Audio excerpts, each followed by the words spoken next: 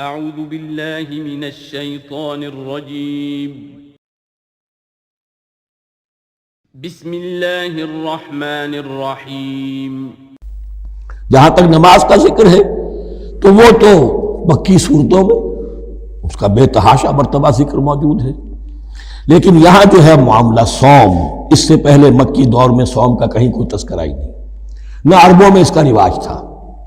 یہ لفظ بھی عربی زبان میں تھا گھوڑوں کے لیے، گھوڑے روزہ رکھتے تھے، رکھتے کیا تھے بیچارے، انہیں رکھوایا جاتا تھا، کیونکہ عربوں کا جو معاملہ تھا وہ لوٹ مار، غارت گری، اور اس کے لیے انہیں چاہیے تیز رفتار سواری، جاؤ حملہ کرو، لوٹو مارو اور بھاگو۔ اونٹ جو ان کی فضا اور ان کے ماحول کے لیے مناسب تھا وہ زیادہ تیز دوڑ نہیں سکتا، اپنی اس ضرورت کے لیے گھوڑا چاہیے تھا۔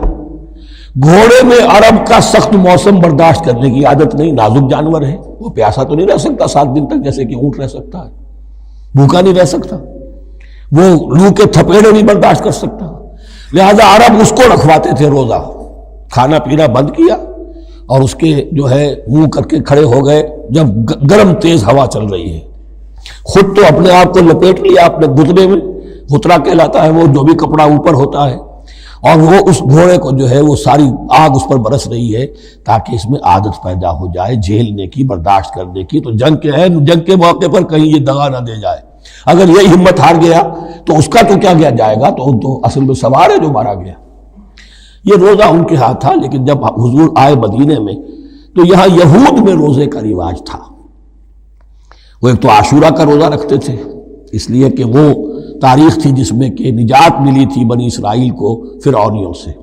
پہلے یہ کہ ہر مہینے میں 3 روزے، اب اگر 30 کے 30 روزے ایک ہی مہینے میں فرض کر دیے گئے ہوتے اور وہ ہوتے جون جولائی کے تو جان نکل جاتی۔ بہترین تدبیر یہ کی گئی ہر مہینے میں، اور یہ موسم سارے آ رہے ہیں اس میں۔ پھر کچھ عرصے کے بعد یہ رمضان کا روزہ فرض کیا گیا۔ پہلا جو روزہ تھا 3 دن کا، اس میں یہ بھی تھی اجازت کہ جو اگر جب مسافر نہیں ہے، بیمار بھی نہیں ہے، طاقت رکھتا ہے روزہ رکھنے کی، پھر بھی روزہ نہ رکھے تو اس کا فدیہ یہ ہے کہ 1 مسکین کو کھانا کھلائے۔ علی الاطلاق تھا یہ۔ جب رمضان کے روزے کی فرضیت ہو گئی تو اب یہ فدیہ نہیں ہے، البتہ حضور نے اس کو باقی رکھا ایسے شخص کے لیے جو بہت بوڑھا ہے، یا کوئی خاتون بہت بوڑھی ہے برداشت نہیں کر سکتی، یا کوئی بیمار ہے، کسی سخت ایسی بیماری میں ہے کہ روزہ اس کے لیے جان کے لیے ہلاکت کا اندیشہ ہو سکتا ہے، اس کے لیے فدیہ برقرار رکھا۔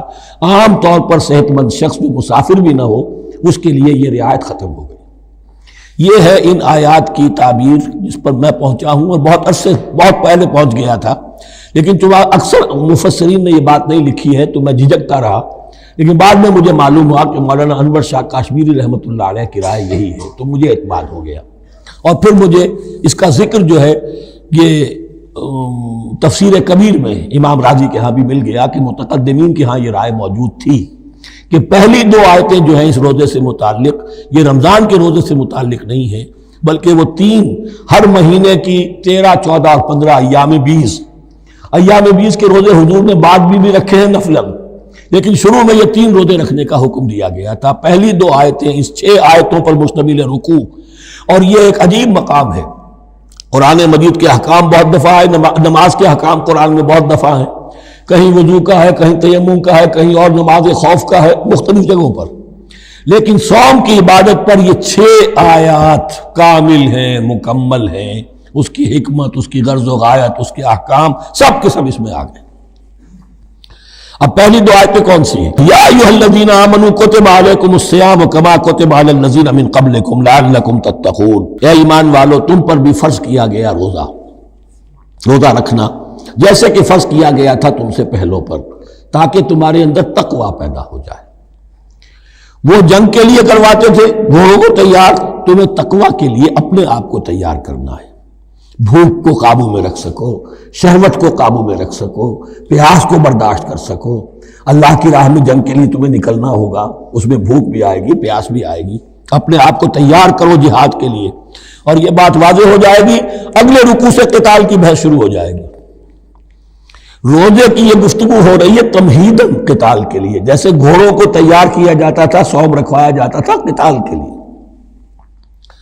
ایام معدودات، گنتی کے چند دن ہیں، یہ گویا کہ ثبوت ہے اس کا کہ یہ 2-3 دن سے زیادہ، معدود جو ہے وہ عربی زبان میں 9 سے زیادہ نہیں ہو سکتا. معدودہ جب آئے گا، ایام معدودات، یہ جمع جو ہے جمع قلت کہلاتی ہے. معدودات، معدودہ بڑی سے بڑی رقم ہو سکتی ہے، لیکن معدودات جمع قلت ہے. گنتی کے چند روز ہیں. فمن کان منکم مریضا، ان میں بھی یہ رعایت ہے کہ جو تم میں سے بیمار ہو، او علی سفر، یا سفر پر ہو، فعدۃ من ایام اخر، تو وہ تعداد پوری کر لے دوسرے دنوں میں. وعلی الذین یطیقونہ، اور جو اس کی طاقت رکھتے ہوں، فدیۃ طعام مسکین، وہ فدیہ دے ایک مسکین کا کھانا کھلانا. ان آیات کی تفسیر میں جیسا کہ میں نے عرض کیا مفسرین کے بہت سے اقوال ہیں، اب میں ان کی بحث بھی نہیں جا سکتا. جو میں نے اپنے مطالعے کے بعد رائے قائم کی ہے میں صرف وہی بیان کر رہا ہوں کہ اس وقت، اور یہ امام راضی کے الفاظ ہیں کہ یہ فرضیت الگ تعیین نہیں تھی بلکہ الگ تخییر تھی. فرض تو ہے روزہ، لیکن اس کا بدل بھی دیا جا رہا ہے. اگر تم نہیں رکھنا چاہتے تو تم ایک مسکین کو کھانا کھلا دو. تو گویا کہ تدریجاً انہیں لانا تھا، چونکہ اس بات کے وہ پہلے سے عادی نہیں تھے. فمن تطوع خیرا فهو خیر اللہ، اور جو اپنی جی سے اپنی مرضی سے خیر کرنا چاہے تو اس کے لیے خیر ہے. روزہ بھی رکھے اور مسکین کو کھانا بھی کھلائے، دونوں کام کرے تو اس میں کوئی رکاوٹ تو نہیں، اس کے لیے بہتر ہوگا. وَأَن تَصُومُوا، اور دیکھو اگر روزہ رکھو، خیر لکم ان کنتم تعلمون، یہ تمہارے لیے بہتر ہے اگر تم جانو. اب یہاں بھی ایک طرح کی رعایت کا انداز ہے. اب آ رہی ہیں 2 آیتیں جو خاص رمضان کے روزے سے متعلق ہیں، حکمت اور غرض و غایت. پھر ایک آیت طویل آئے گی احکام، اور پھر ایک آیت آئے گی لٹمس ٹیسٹ. یہ 6 آیتیں. شہر رمضان الذی انزل فیہ القرآن، رمضان کا مہینہ وہ ہے جس میں قرآن نازل کیا گیا. ھدی للناس وبینات من الھدی والفرقان، لوگوں کے لیے ہدایت، اور ہدایت کے بھی روشن بینات باتیں، والفرقان، اور حق و باطل میں فرق کر دینے والی چیز. فمن شہد منکم الشہر، تو جو کوئی بھی پائے اس مہینے کو، یا جو شخص بھی مقیم ہو اس مہینے میں، مسافر نہ ہو، فلیصم، اس پر لازم ہے کہ روزہ رکھے. اب وہ وجوب علی التخییر ختم ہو گیا، اب وجوب علی التعیین، اب یہ لازم ہے، یہ رکھنا ہے.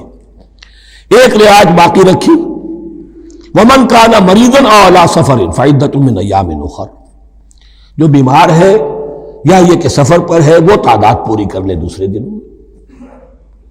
یرید اللہ بکم الیسر ولا یرید بکم العسر، اللہ تمہارے ساتھ آسانی چاہتا ہے، سختی نہیں چاہتا. یہ لوگ اپنے اوپر سختیاں جھیلتے ہیں. شدید جو ہے سفر کے اندر بھی روزہ رکھے ہوئے، حالانکہ یہاں اجازت دی ہوئی ہے. یہ بلکہ حضور نے ایک مرتبہ ایک سفر میں کافی سرزنش کی. کچھ ایک جہاد اور قتال پہ نکلے تھے، لیکن کچھ لوگوں نے اس سفر میں بھی روزہ رکھ لیا. نتیجہ یہ ہوا کہ سفر کے بعد جہاں منزل میں اب جا کر خیمے لگانے تھے وہ نڈھال ہو کر گر گئے. جن لوگوں کا روزہ نہیں تھا انہوں نے پھر وہ خیمے لگائے، منزل کا کام کیا. تو حضور نے فرمایا کہ لیس من البر الصیام فی السفر، روزے رمضان اس میں سفر میں روزہ رکھنا کوئی نیکی کا کام نہیں. لیکن ہمارا تصور اور ہے، 105 بخار چڑھا ہوا ہے، روزہ نہیں چھوڑوں گا میں، روزہ تو میں نے رکھا ہوا ہے، یا روزہ تو میں نہیں چھوڑوں گا. حالانکہ جہاں رعایت اللہ کی ہے اس رعایت سے فائدہ نہ اٹھانا ایک طرح کا کفران نعمت ہے. وَلِتُكْمِلُوا الْعِدَّةَ، لیکن تمہیں عدت اور تعداد اب پوری کرنی ہوگی. وہ جو تھی ایک رعایت کہ فدیہ دے کر فارغ ہو جاؤ، وہ نہیں ہے. وَلِتُكَبِّرُوا اللَّهَ عَلَىٰ مَا هَدَاكُمْ، اور تاکہ تم تکبیر کرو اللہ کی اس پر کہ جو اس نے ہدایت تمہیں عطا فرمائی. وَلَعَلَّكُمْ تَشْكُرُونَ، اور تاکہ تم شکر کر سکو اس نعمت عظمیٰ کا جو قرآن حکیم کی شکل میں تمہیں دی گئی. اس موضوع پر میرا کتابچہ عظمت صوم اور عظمت صیام و قیام قرآن، اس میں یہ سارے مضامین تفصیل سے آئے ہیں. کیا حکمت ہے، کیا غرض و غایت ہے، کیا مقصد ہے، اور آخری منزل کیا ہے. وَإِذَا سَأَلَكَ عِبَادِي عَنِّي فَإِنِّي قَرِيبٌ. مطلوب تو یہ ہے کہ تمہارا جو یہ جسم حیوانی ہے یہ کچھ کمزور پڑے، روح ربانی جو تم میں پھونکی گئی ہے اسے تقویت حاصل ہو. دن میں روزہ رکھو، اس حیوانی وجود کو ذرا کمزور کرو، دباؤ اس کے تقاضوں کو. رات کو کھڑے ہو جاؤ، اللہ کا کلام سنو اور پڑھو تاکہ تمہاری روح کی آبیاری ہو، اس پر حیات، آب حیات کا ترشح ہو. نتیجہ کیا نکلے گا؟ تمہارے اپنے اندر سے ایک پیاس ابھرے گی، وَإِذَا سَأَلَكَ عِبَادِي عَنِّي فَإِنِّي قَرِيبٌ، تقرب الی اللہ کا جذبہ پیدا ہوگا۔ تو اے نبی، جب میرے بندے، ایسے بندے آپ سے میرے بارے میں سوال کریں، ان کو بتا دیجئے میں قریب ہوں، دور نہیں ہوں۔ یہ حقوق انسانی کا میرے نزدیک دنیا میں سب سے بڑا میگنا کارٹا ہے۔ اللہ اور بندے کے درمیان کوئی فصل نہیں ہے، فصل اگر ہے تو تمہاری اپنی خباثت ہے۔ اگر تمہاری نیت میں فساد ہے، حرام خوری تو کرنی ہی کرنی ہے، تو اب کس منہ سے اللہ سے دعا کرو گے؟ پھر جاؤ گے کسی پیر کے پاس، آپ دعا کر دیجئے، یہ نذرانہ حاضر ہے۔ یہ طریقہ کیا ہے؟ انسان کا نفس حائل ہے اور کوئی نہیں، ورنہ ہم تو مائل بے کرم ہیں، کوئی سائل ہی نہیں، راہ دکھنا ہے کسی رہنوی منزل ہی نہیں، کوئی پوپ نہیں، کوئی پنڈت نہیں، کوئی پادری نہیں، کوئی پیر نہیں، کوئی نہیں۔ جب چاہو اللہ سے ہم کلام ہو جاؤ، اس سے بڑا حق کیوں خالق و مخلوق میں حائل رہے پردے؟ پیران کلیسا کو کلیسا سے اٹھا دو، میرا ہر بندہ جب چاہے جہاں چاہے مجھ سے ہم کلام ہو جائے۔ ہاں شرط ہے اس کی، وہ شرط آگے آ رہی ہے۔ اجیب دعوت الداعی اذا دعان، میں تو ہر پکارنے والے کی پکار سنتا ہوں، اور سنتا نہیں جواب دیتا ہوں، اور صرف جواب نہیں دیتا، قبول کرتا ہوں۔ اجابت میں یہ تینوں چیزیں موجود ہیں۔ اور اذا دعان، جہاں مجھے پکارے جب پکارے، there and then میں موجود ہوں۔ لیکن شرط کیا ہے؟ فَلْيَسْتَجِيبُوا لِي، انہیں بھی تو میرا کہنا ماننا چاہیے۔ یہ یک طرفہ بات نہیں ہوگی۔ فَاذْكُرُونِي أَذْكُرْكُمْ، تم مجھے یاد رکھو گے تو میں تمہیں یاد رکھوں گا۔ یہ دو طرفہ معاملہ ہے۔ تم شکر کرو گے، میں تمہاری قدردانی کروں گا۔ تم میری طرف چل کر آؤ گے، میں بھاگ کر آؤں گا۔ تم بارش برآؤ گے، میں ہاتھ بڑھاؤں گا۔ لیکن تم رخ موڑ لو گے، ہم بھی رخ موڑ لیں گے۔ ہماری تو غرض نہیں ہے، غرض ہے تو تمہاری۔ تم رجوع کرو گے، ہم بھی رجوع کر لیں گے۔ تم توبہ کرو گے، ہم اپنی نظر کرم پھر تمہاری طرف متوجہ کر دیں گے۔ لیکن ہر چیز ان تنصروا اللہ ینصرکم، اللہ کی مدد کرو گے تو اللہ تمہاری مدد کرے گا۔ تمہاری دوستیاں ہو، پینے بڑھا رہے ہو اللہ کے دشمنوں کے ساتھ، ساز باز ہو اللہ کے دشمنوں کے ساتھ، اور کھڑے ہو جاؤ قنوت نازلہ میں اللہ سے مدد مانگنے کے لیے، تم سے بڑا بے وقوف کون ہوگا؟ پہلے اللہ کی طرف رخ تو کرو، اللہ سے اپنا معاملہ درست کرو۔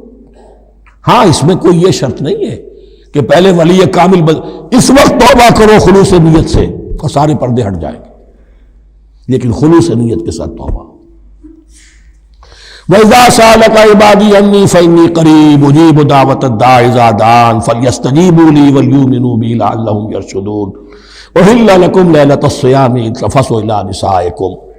اب یہ ہے احکام کی آیت، بڑی طویل ہے، کیونکہ یہود کے ہاں شریعت میں روزہ جو ہے شروع ہو جاتا تھا شام کو ہی، اور رات بھی روزے میں شامل تھی، تو تعلق زن و شو بھی نہیں ہو سکتا، اور کوئی سحری وحری کا تصور نہیں تھا۔ جیسے ہی سوئے رات شروع، روزہ شروع، اب اگلے دن تک غروب آفتاب تک روزہ رہے گا۔ ہمارے ہاں روزے میں نرمی کی گئی ہے، ایک تو یہ کہ رات کو اس سے خارج کر دیا، روزہ دن کا ہے، اور رات کے وقت تعلق زن و شو بھی ہے، کھانا پینا بھی ہے، جو پابندیاں روزے کی ہیں وہ سب اٹھ گئی۔ لیکن ہو یہ رہا تھا کہ لوگ سمجھ رہے تھے کہ شاید وہی جو احکام ہیں یہود کے ہاں شاید وہی ہمارے ہاں بھی ہیں، اس لیے وہ ایسا بھی ہوتا تھا اپنے جذبات میں بیویوں سے مقاربت کرتے تھے، لیکن دل میں سمجھتے تھے کہ ہم نے غلط کام کیا ہے۔ یہاں اب ان کو اطمینان دلایا جا رہا کہ نہیں، أُحِلَّ لَكُمْ لَيْلَةَ الصِّيَامِ الرَّفَثُ إِلَىٰ نِسَائِكُمْ، حلال کر دیا گیا ہے تمہارے لیے روزے کی راتوں میں اپنی بیویوں کے پاس جانا۔ هُنَّ لِبَاسٌ لَكُمْ وَأَنْتُمْ لِبَاسٌ لَهُنَّ، وہ پوشاک ہے تمہارے لیے، تم پوشاک ہو ان کے لیے۔ بڑا بلیغ کنایا ہے یہ، جیسے لباس میں اور جسم میں کوئی پردہ نہیں ہے، لباس ہی تو پردہ ہے نا، لباس میں اور جسم میں تو کوئی پردہ نہیں، ایسے ہی بیوی میں اور شوہر میں کوئی پردہ نہیں۔ هُنَّ لِبَاسٌ لَكُمْ وَأَنْتُمْ لِبَاسٌ لَهُنَّ۔ ویسے بھی انسان کے اخلاق کی حفاظت کرنے والی، مرد کے اخلاق کی حفاظت کرنے والی بیوی ہے، بیوی کے اخلاق کی حفاظت کرنے والا مرد ہے۔ نئے وہ مجھے اقبال کا شعر یاد آ رہا تھا، تعلیم نئی ہو کہ پرانی، نسوانیت زن کا نگہباں ہے فقط مرد، نہ پردہ نہ تعلیم، نئی ہو کہ پرانی، نسوانیت زن کا نگہباں ہے فقط مرد۔ بہرحال ایک دونوں کے لیے وہ ایک ضرورت بھی ہے، ان کی پردہ پوشی بھی کرتے ہیں ایک دوسرے کی، اور اس طریقے سے لباس کی جو ہے اس میں کنایا کیا گیا۔ علم اللہ انکم کنتم تختانون انفسکم، اللہ کے علم میں ہے کہ تم اپنے آپ کے ساتھ خیانت کر رہے تھے، ایک کام کر رہے تھے جو گناہ نہیں ہے لیکن تم سمجھتے تھے گناہ ہے، تو اپنے آپ سے خیانت ہو گئی کہ نہیں؟ اصلاً وہ گناہ نہیں تھا لیکن تمہارے علم میں نہیں تھا، لیکن تم یہ سمجھتے ہوئے بھی کہ یہ ممنوع ہے اس کا ارتکاب کر رہے تھے۔ علم اللہ انکم کنتم تختانون انفسکم فتاب علیکم، تو اللہ نے تم پر نظر رحمت فرمائی، وعفا عنکم، اور بخش دیا، معاف کر دیا، جو بھی خطائیں ہو گئی ہیں وہ سب کے سب معاف سمجھو۔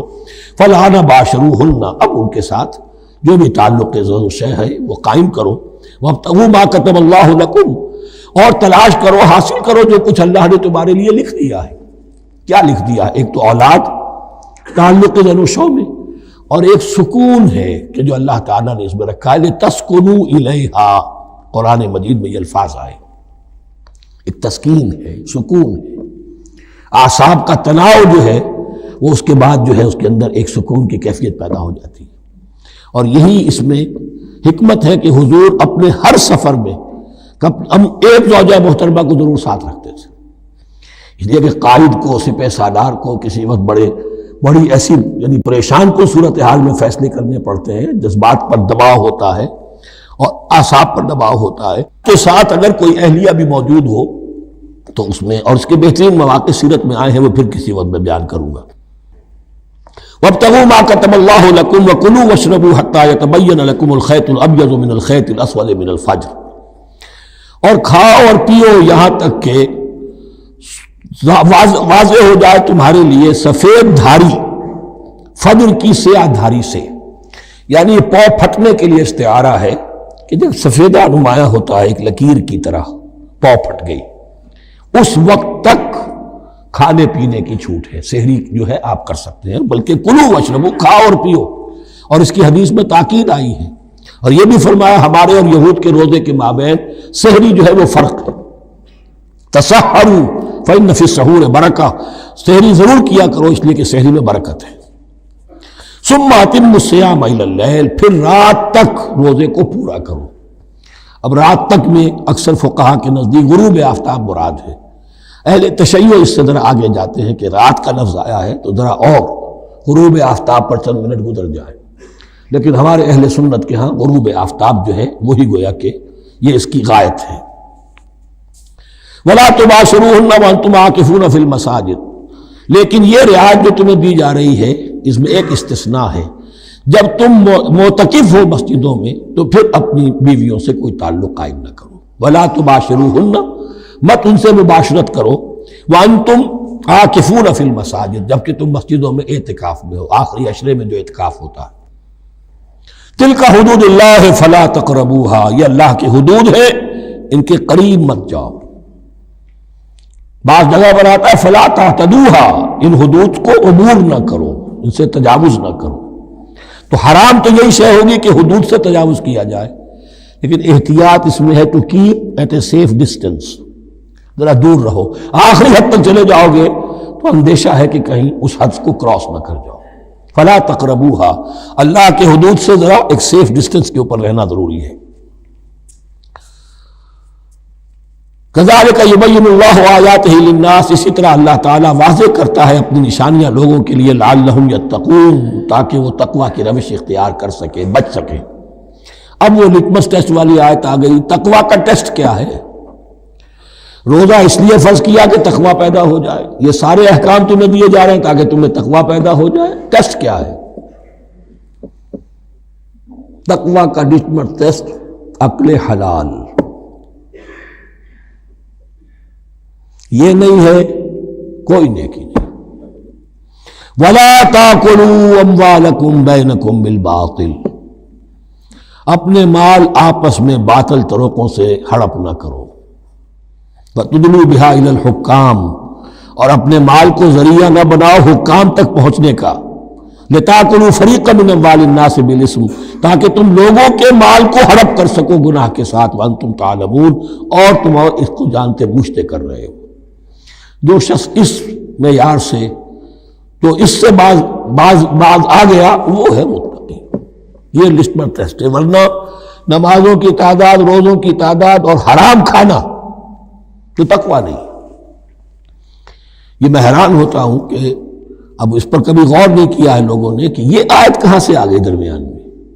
روزے کے احکام اور اس کے بعد قتال کے احکام بھی شروع ہوں گے، حج کے احکام شروع ہوں گے، یہ بیچ میں آیت۔ واقعہ یہ ہے کہ جیسے روزے کی حکمت کا نقطہ عروج کیا ہے، وَإِذَا سَأَلَكَ عِبَادِي عَنِّي فَإِنِّي قَرِيبٌ، روح انسانی میں ایک طلب پیدا ہو جائے تقرب اللہ کی۔ اسی طرح احکام صوم میں جو کلائمیکس ہے وہ یہ ہے، وَلَا تَأْكُلُوا أَمْوَالَكُمْ بَيْنَكُمْ بِالْبَاطِلِ وَتُدْلُوا بِهَا إِلَى الْحُكَّامِ لِتَأْكُلُوا فَرِيقًا مِنْ أَمْوَالِ النَّاسِ بِالْإِثْمِ وَأَنْتُمْ تَعْلَمُونَ۔